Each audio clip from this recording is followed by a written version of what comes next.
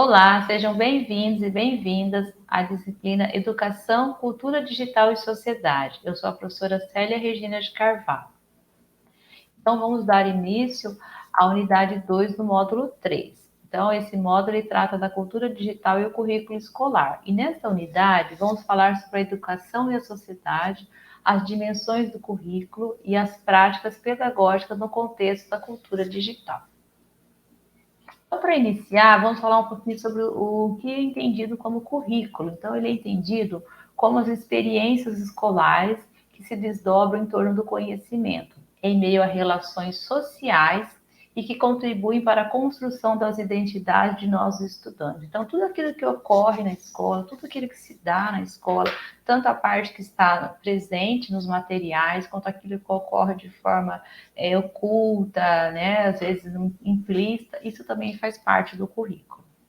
Então, ele se associa ao conjunto de esforços pedagógicos desenvolvidos com intenções educativas. Então, são elaboradas propostas para que os estudantes possam aprender. Então, ele começa desde o planejamento, né, projeto pedagógico, depois ele vai também se desenvolver nas atividades em sala de aula.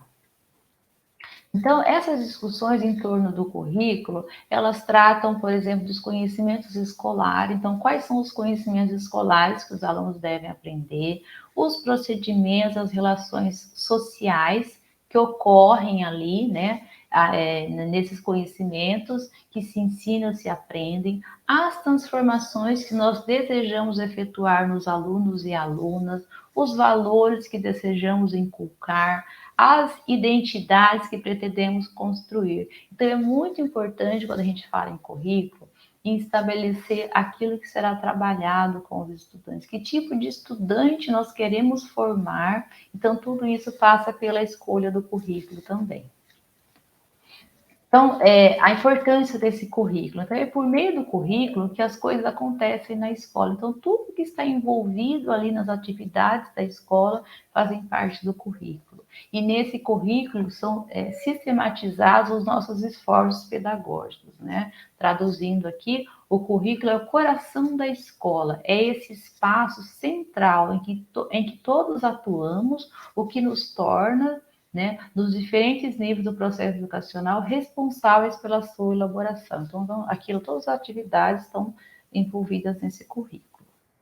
Então, qual é o papel do educador nesse currículo? Então, ele é muito importante e é importante também que a escola favoreça que o professor participe desse currículo, porque acontece também de o professor ser apenas um executor dessas ações. Então, o educador, o professor, ele é um dos grandes responsáveis pela construção dos currículos, né? Esses currículos se materializam nas escolas e também nas salas de aula. Então, é importante que haja esse estudo e essas discussões e reflexões sobre o currículo, né? Tanto aquele currículo que é planejado, que está presente no projeto pedagógico, no planejamento, mas também aquelas outras demonstrações de currículo que são ocultas, que estão ali implícitas, que muitas vezes podem passar desapercebidos. Então, é importante que os educadores participem crítica e ativamente na elaboração de currículos mais atraentes, mais democráticos e mais fecundos. Então, promover propostas de ensino e aprendizagem que possam chamar mais a atenção dos alunos, currículos que envolvam também a diversidade cultural que temos no Brasil. Há uma crítica também à organização de currículos que são centrados em culturas, né, dominantes, na valorização de grupos sociais e a desvalorização de outros grupos. Então, tudo isso tem que ser pensado na elaboração do currículo e o professor tem esse papel fundamental. Então, tem essa preocupação também, né, na verdade, essa preocupação ela se desloca, né, das relações entre o currículo e o conhecimento escolar para as relações entre currículo e cultura. E aí, quando falamos em cultura, falamos da cultura do aluno, do estudante. E hoje nós estamos envolvidos também, dentro dessa cultura do estudante, a cultura digital. Então, esse foco na cultura decorre da preponderância da esfera cultural na organização da nossa vida social, bem como na teoria social contemporânea. Então, nós temos a cultura, mas faz parte também a cultura digital e ou a cibercultura. Então, quando nós falamos em cultura digital, o que é essa cultura digital? É essa cultura das redes digitais, né? É um espaço aberto e plural, né, que abriga as mais diversas manifestações socioculturais no ciberespaço. Então, hoje observamos que a cibercultura, ela favorece que as pessoas, né, tenham voz, tenham vez, grupos sociais que jamais seriam ouvidos na sociedade, eles têm a conta numa rede social, eles mostram vídeos, né, situações que jamais seriam conhecidas estão ali, as pessoas filmam, colocam na rede social, aquilo viraliza, e várias pessoas passam a ter contato com aquele modo de viver, com aquela situação. E quando falamos também nessa cultura digital e a BNCC, que nós já estudamos no módulo, né, da unidade 1, então nós falamos do web currículo. Nós temos o currículo, né, escrito, está ali num texto impresso, mas nós temos também esse web currículo, a incorporação dessas tecnologias, desse mundo digital no currículo, trazer também essa cultura para dentro da escola. Então, a ideia desse web currículo é promover a apropriação dessas tecnologias em prol da interação, do trabalho colaborativo e do protagonismo entre todas as pessoas né, para o desenvolvimento desse currículo. Então, que as tecnologias também façam parte de toda essa proposta. E não a tecnologia não fazer parte só na hora de planejar, mas também fazer parte na hora da aula, da ação pedagógica. Então, como eu já falei também em outros momentos, mas eu vou só retomar, a competência 5 da BNCC trata da cultura digital, que é voltada para que, além da utilização dessas tecnologias, o aluno também tenha essa compreensão e também possa criar, né, tecnologias, né, de forma crítica, significativa, reflexiva e ética, em várias práticas sociais e escolares, para várias funções, né? Comunicação, acessar e disseminar informações, produzir conhecimentos, né? Resolver problemas, exercer o protagonismo e autoria na vida pessoal e coletiva. Então, observem a dimensão importante que tem a tecnologia na BNCC, e a BNCC é esse documento que organiza, que na verdade ele reorganizou a partir de 2017, quando ele foi promulgado, as escolas tiveram tempo para se adaptar os seus projetos políticos pedagógicos a essas, né, exigências da BNCC, e hoje elas estão sendo implementadas, né, essas habilidades, competências, atitudes e valores que estão presentes ali nas competências da BNCC. Então, essa cultura digital, ela perpassa todos os campos, né, fazendo surgir ou modificar gêneros e práticas. Então, a prática que era desenvolvida de uma forma, ela precisa ser ressignificada por meio da cultura digital.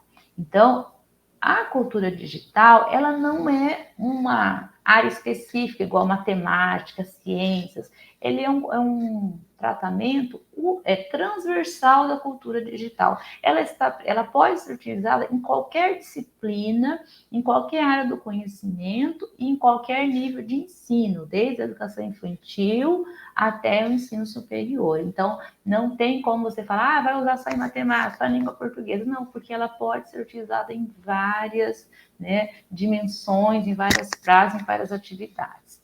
E a BNCC considera também que a cultura digital ela tem promovido mudanças sociais significativas nas sociedades contemporâneas. Isso eu já tinha falado no módulo 1, que houve uma mudança cultural. Então, a forma como as pessoas viviam, trabalhavam, se comunicavam, estudavam, era diferente quando não havia cultura digital. Então, isso tem que ser considerado porque ela tem provocado essas transformações e nós vivemos nesse cenário, né, cibercultural, e é importante que os indivíduos sejam preparados para saber lidar com todo esse cenário. Outro ponto importante também apresentado pela BNCC é a questão que os alunos fazem parte dessa cultura, né? Então, muitas vezes ainda muitas pessoas ocupam o papel de consumidores das informações e conhecimentos que estão na rede. E aqui é importante que os estudantes, né, eles também produzam, então ali compreender, né, utilizar, né, criar tecnologia. Então que haja também a produção, a participação nessa cultura digital. E o professor também, quando vai utilizar a tecnologia, existia assim um foco na formação de professores, a utilização das tecnologias em sala de aula, que é a integração dessas tecnologias. É importante, mas isso é um dos aspectos. Você pode introduzir essas tecnologias também para levar os estudantes a refletir, né, de forma crítica sobre o uso responsável da internet, das tecnologias, que é um conteúdo bem importante, que é ligado à cidadania digital. Então, é importante também trabalhar vários conceitos, como a segurança na rede. Muitas vezes as pessoas não sabem como usar senhas seguras, como fazer a verificação em 2 etapas, deixam seus dados expostos, perdem conta, pode sofrer golpes, né? A questão do cyberbullying, que antes o bullying que era praticado apenas na escola, hoje quando é colocado uma foto, um vídeo de uma pessoa na internet, os danos são muito maiores. A checagem de fatos, né, que tem a questão das fake news, mas nós temos a questão das fake news, mas nós temos também a desinformação, o excesso de informação, o aluno saber filtrar quais são as melhores informações, né? Por exemplo, eu posso ter 3, 4 sites com a mesma informação. Qual que é o mais confiável? Qual que eu posso utilizar? Então, o aluno também saber, isso passa pela escola.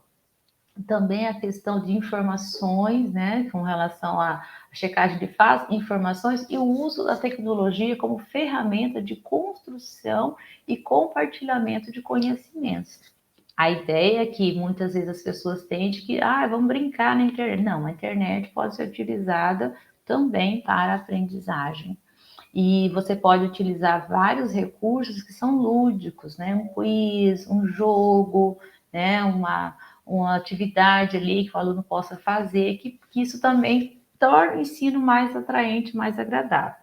Quando se fala também na cultura digital, há esse redimensionamento, ou deveria haver, com relação ao papel do professor. E ainda ocupa essa função de detentor do conhecimento, né? E aqui, e também, além de ter essa ideia do professor detentor de conhecimentos, nós temos a ideia de que você precisa apenas saber usar a internet ou o computador. Eu sei ligar, desligar, acessar o site, né, usar aquelas ferramentas. E isso continua ainda sendo empecilho para muitas pessoas usarem as tecnologias, porque ele chega lá, às vezes ele tem certa dificuldade, ele fala, o aluno vai saber mais que eu, ele vai rir de mim que eu não sei usar. Mas esse aspecto técnico, ele é apenas um dos aspectos. O outro aspecto que é importante é a questão dele ser o mediador das atividades. Então, ele deixa de ser o dono do conhecimento, ele não pode ter só conhecimento técnico, mas ele tem que mudar a sua postura. Tanto ser o mediador que vai auxiliar esses estudantes, né?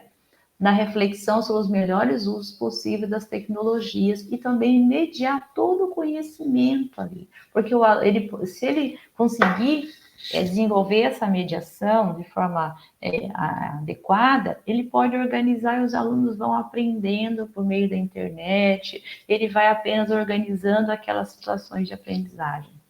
As tecnologias digitais no currículo das escolas.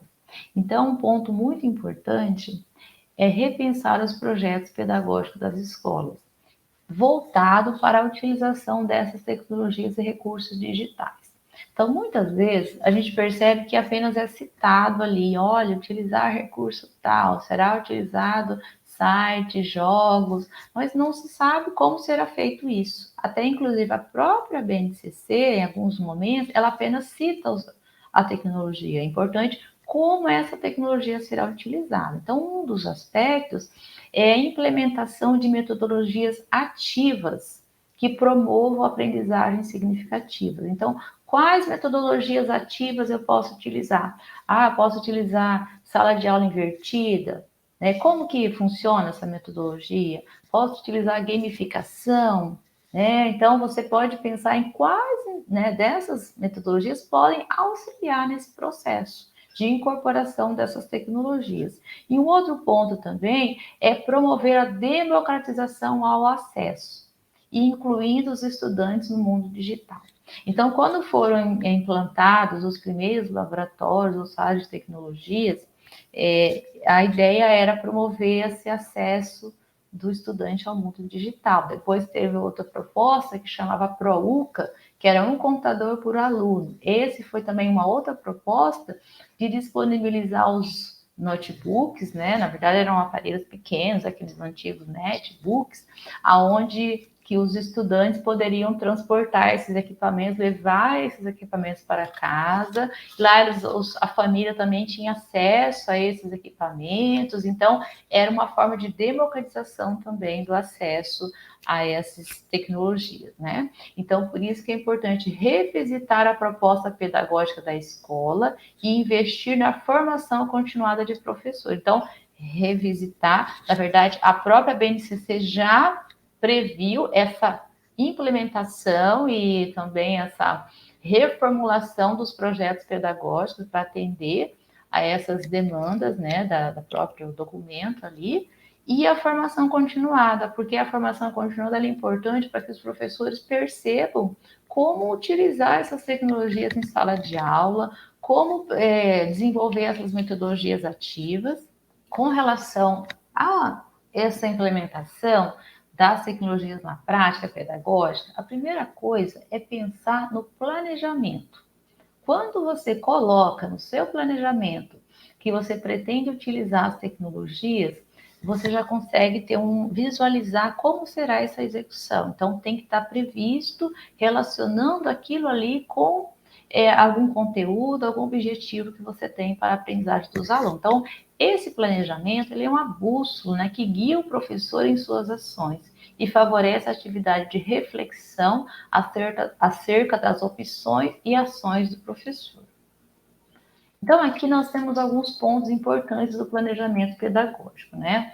Primeiro são os objetivos, aquilo que você pretende alcançar, a duração da atividade ou da aula, quanto tempo você quer desenvolver esses objetivos, a metodologia, né? Como você vai desenvolver a sua aula para alcançar os seus objetivos, as atividades que estão desenvolvidas e como elas serão feitas. Aqui passa pela atividades individuais, em grupo, se vai ser uma atividade mais colaborativa, se vai ser escrita, vai ser prática, os recursos e as tecnologias que serão necessários, então quais são os recursos que você vai utilizar.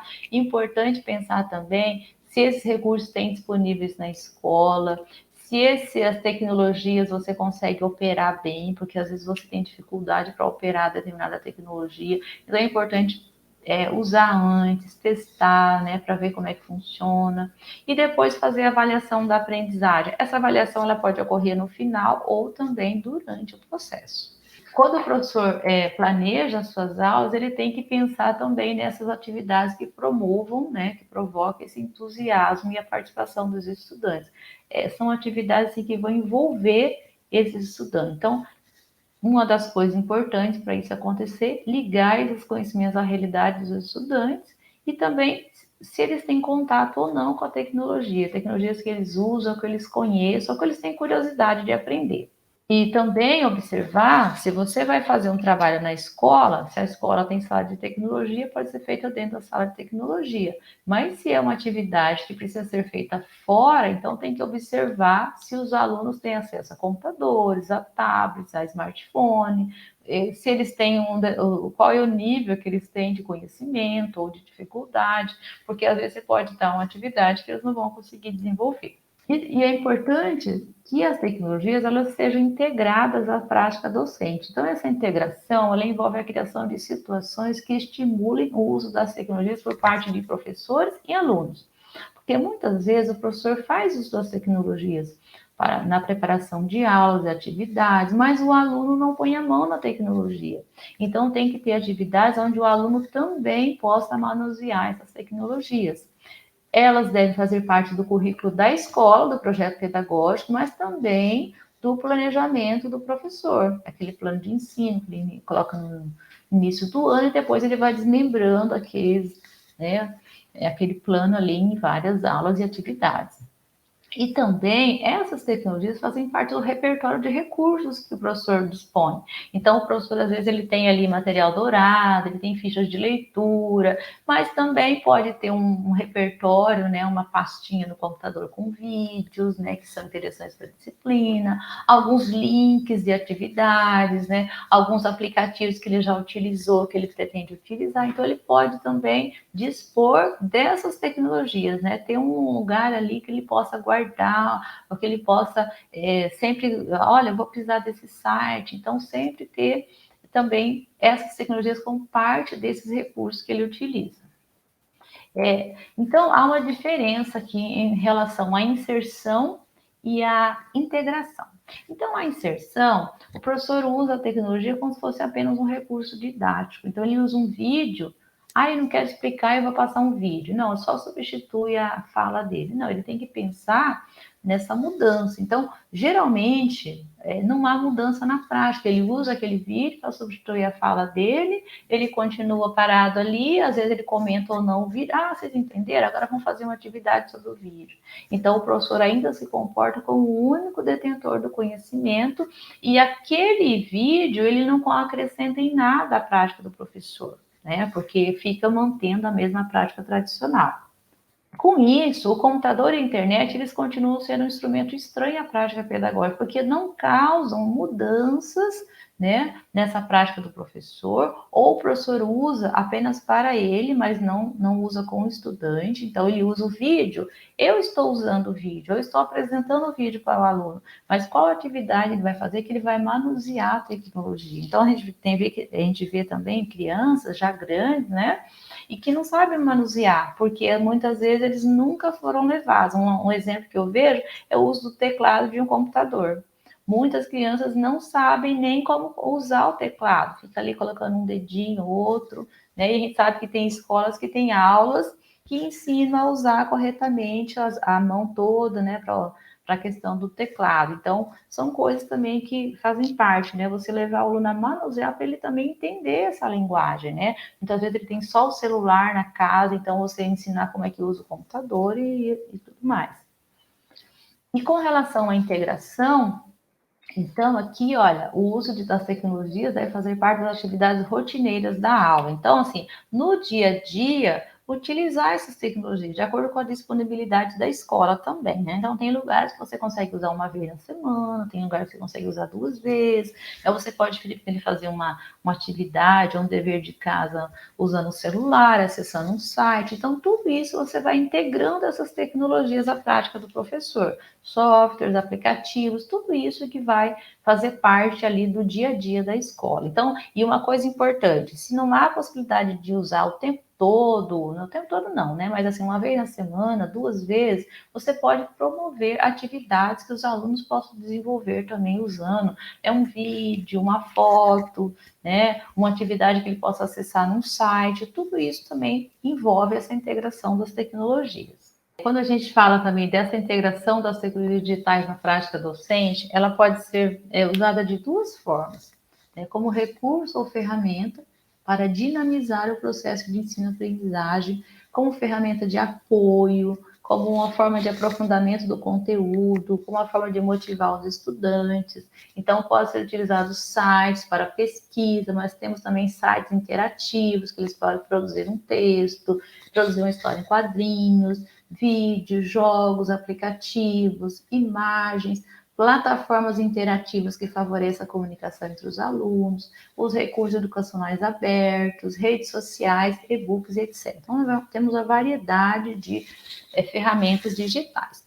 E também tem um outro uso que é como meio, né? Como meio de comunicação entre os alunos e professores, meio de interação, de expressão de alunos e professores e também para promover a disseminação de conhecimentos. Então, nós temos alguns exemplos aqui, os recursos educacionais abertos, eles podem ser utilizados para a disseminação de conhecimentos, os vídeos, né, que você pode promover a produção de vídeos, o aluno fez uma dramatização, um recital, uma experiência, pode promover um vídeo. O Workspace, que são essas plataformas colaborativas, Google Docs, que é uma ferramenta bem interessante para você trabalhar também, essa questão de você disseminar, de você compartilhar conhecimentos, trabalhar juntos, os grupos, né, em aplicativos, aí o WhatsApp, por exemplo. Então, são duas formas interessantes de utilização.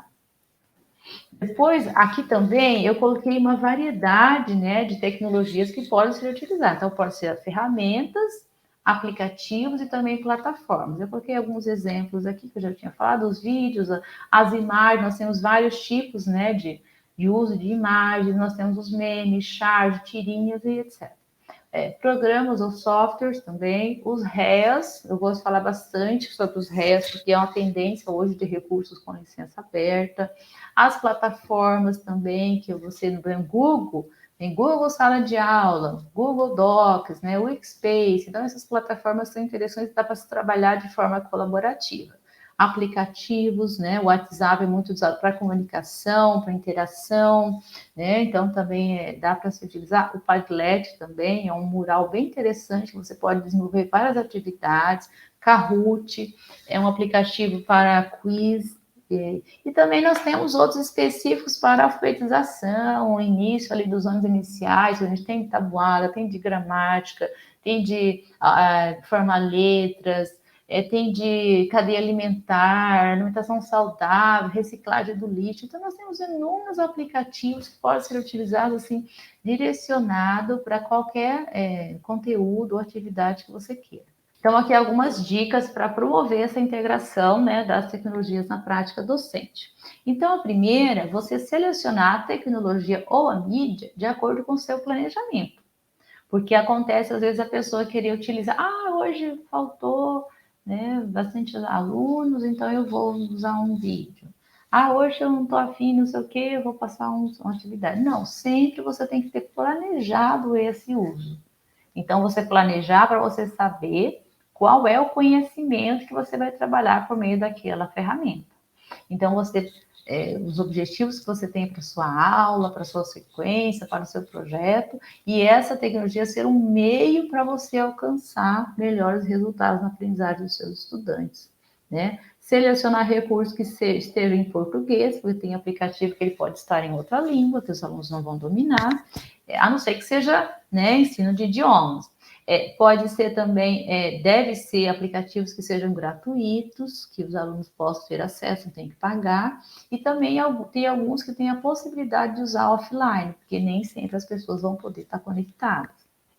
Também, sempre selecionar mais de um recurso para aquele mesmo objetivo. Você pode selecionar um vídeo para ilustrar aquele conteúdo, para, né, ser de apoio, mas também pode promover depois uma atividade de aprofundamento, um teste, um quiz, né, num aplicativo, por exemplo. Então, você pode promover, assim, a aprendizagem de várias formas, né, usando várias linguagens.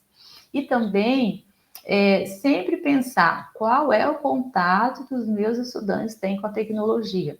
Então, tem que ser tecnologias que sejam acessíveis à escola que você trabalha e também ao acesso que os alunos têm, para promover também essa inclusão digital. Aqui eu coloquei duas propostas de planejamento. Quando a gente fala em planejamento, a gente sempre pensa no plano de ensino, que, né, o professor sempre coloca no início do ano e vai desenvolvendo os planos de aula depois. Mas nós temos também o projeto didático, que é uma forma assim, de organizar atividades, né, em torno ali de um conhecimento, né, mais globalizado e sempre visa atender ali uma necessidade daquela realidade. Então, nós temos exemplo de projetos sobre reciclagem do lixo, sobre dengue. Então, são projetos que fazem sentido para aquela realidade dos estudantes. E uma outra forma também de organização é a sequência didática. Então, o professor promove durante uma semana, 2 semanas, um conjunto de aulas e atividades que elas são ordenadas, elas são estruturadas e articuladas para atender aqueles objetivos. Então, geralmente, você tem um período nessa sequência didática, um período curto, de 1 semana, 2 semanas, 5 aulas, 10 aulas, para que ele consiga desenvolver. Nessa sequência, você escolhe um tema, por exemplo, história em quadrinhos, e você vai, cada aula, você vai apresentando um elemento daquela história em quadrinhos. Então, vai ordenando, vai aprofundando o conhecimento naquela área ali. A sequência didática, ela tem sido bastante utilizada na educação infantil, né? Eu já vi exemplo em aulas de matemática, em aulas de sociologia. Então, tem vários exemplos, se vocês procurarem, a utilização da sequência didática. Aqui, com relação ao projeto, então, ele envolve a complexidade da resolução de problema. Então, quando o professor pensa num projeto, ele pensa assim, 1 mês, 2 meses, 3 meses. Tem projetos mais longos, né? Depende da necessidade. Um projeto de leitura, ele pode ser um projeto mais longo. Agora, se você quer um projeto para ensinar tabuada para alunos, tal como sobre dengue, então pode ser um projeto de 1 mês, 2 meses. Então, você vai procurar um projeto que faça sentido ali para aquele grupo de alunos, e ele tem que ser autêntico, porque cada projeto é um projeto, mas se você já tem desenvolvido com aquela turma, é diferente. Um ponto importante é que o aluno faz parte do projeto desde o início. Tem algumas propostas que falam que o aluno auxilia até na escolha do tema, mas também tem propostas onde o professor sabe a necessidade do seu aluno e propõe um projeto sobre aquele assunto ali. Mas mesmo assim, o professor tem que trazer o aluno para junto, né, para ser um co-participante desse projeto. E também, quando você fala em projeto, você não tem essa divisão por disciplinas. Geralmente, a ideia é que o projeto tem a aproximação de várias áreas do conhecimento. Então, você busca estabelecer conexões entre vários pontos de vista dos alunos, né, dos estudantes, contemplando uma pluralidade de dimensões. Então, ali você estuda aquele conhecimento de forma global, sem ter essa fragmentação de disciplinas, e também que promova a interdisciplinaridade, onde você possa unir um projeto sobre água, pode unir geografia, língua portuguesa, ciências, matemática. Então, você pode promover também essa aproximação entre as várias áreas do conhecimento. Aqui as etapas para o desenvolvimento de um projeto didático. Então, a primeira etapa é a escolha do tema. Então, tem que ser um tema ligado à resolução de problemas e aprendizagem ativa, sempre trazer problemas ali da realidade dos estudantes. O objetivo também, a partir dos objetivos que você traçar, você vai delimitar o conteúdo e o tempo que você vai utilizar também desenvolver aquele projeto. O desenvolvimento do projeto é a metodologia. Então, aqui você pode utilizar várias estratégias. E é importante que essas estratégias saiam dessa questão da aula expositiva, que tenha outros momentos, como as pesquisas, seminário, entrevista, trabalho de campo. Você pode ter uma parceria com outros professores. Se você vai falar sobre saúde, pode trazer uma enfermeira, alguém ali do postinho, né, perto da escola. Então, tudo isso faz parte da dinâmica do projeto, trazer parcerias, estudos do meio, o aluno pode coletar dados, ele pode escrever de forma colaborativa. Então, várias dinâmicas que você vai desenvolver. Pode envolver metodologias ativas também. Aqui você pode envolver também, sempre quando você fala em projeto, a gente sempre coloca uma finalização desse projeto. E essa finalização é o produto final. Só que o produto final não tem que ser feito no final, ele tem que ser feito durante o projeto.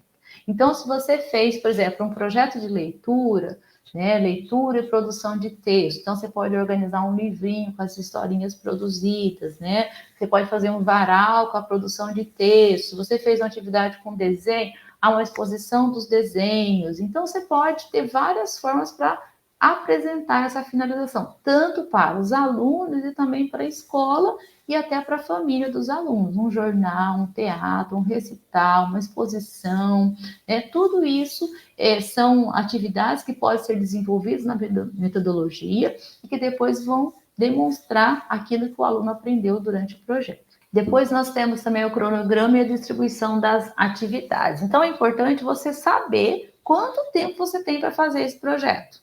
Então, você tem um mês, você tem uma aula por semana, 2 aulas por semana, então você faz um cronograma e você vai colocando ali o que vai ser feito em cada semana. É importante também que esse cronograma seja conhecido pelos estudantes. Às vezes a gente faz o cronograma e só a gente sabe o que tem.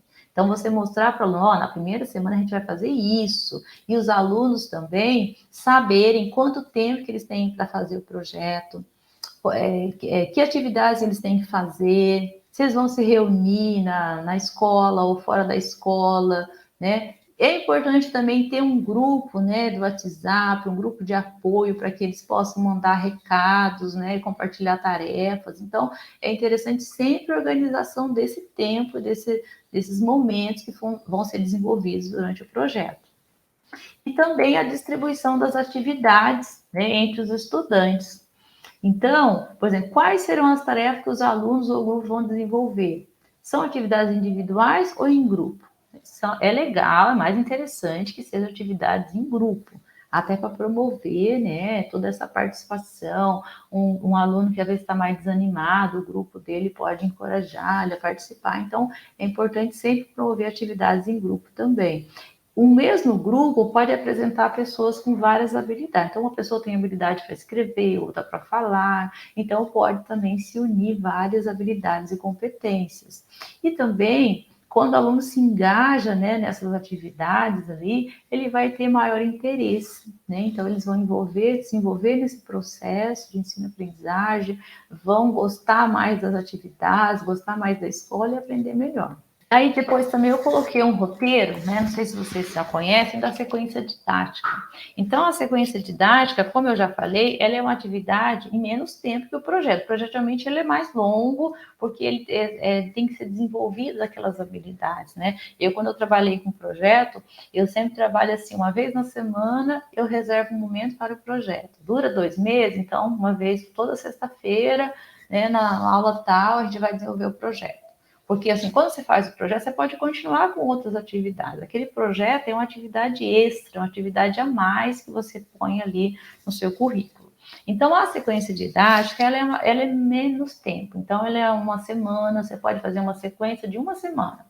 Um exemplo que já o pessoal desenvolveu, contos de fada. Então, eu vou trabalhar a historinha do conto de fada da Branca de Neve durante uma semana. Então, durante uma semana, a professora vai trabalhar a história, recontar a história, ler o livro, ver o vídeo, fazer a dramatização. Então, todas as atividades ligadas com aquele tema ali que é escolhido. Então, o primeiro momento, o professor vai apresentar essa situação, né? Apresentar a sequência didática, fazer uma apresentação daquele conteúdo, observar ali como é que é a reação dos alunos, se já conhece ou não o tema.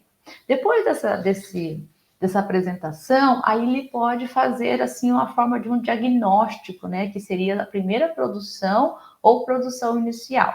Então, pode ser uma atividade oral ou escrita, onde ele vai fazer esse diagnóstico sobre o conhecimento que os alunos têm daquele assunto.